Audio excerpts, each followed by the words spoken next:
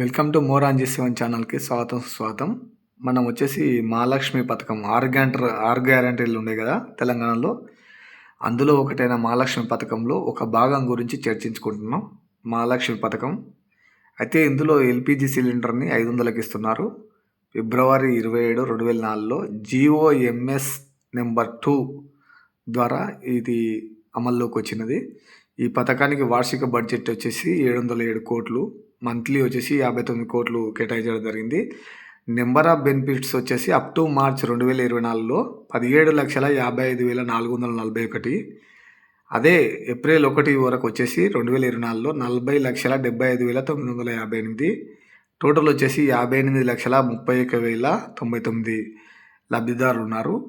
అలాగే అక్షరాస్యత వచ్చేసి NFSS, అది నేషనల్ ఫ్యామిలీ వెల్ఫేర్ సంబంధించింది 2019-20లో ఒక డేటా విడుదల చేసింది.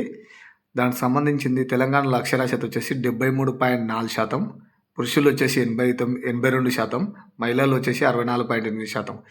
2011 లెక్కలతో పోలిస్తే అంటే 2011లో 66.54% ఉంది.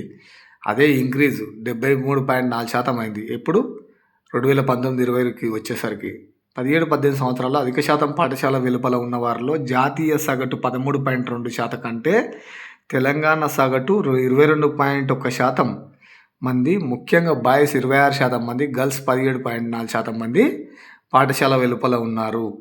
మనం ఇలాంటి లేటెస్ట్ కరెంట్ అఫైర్స్ నేను అందిస్తాను.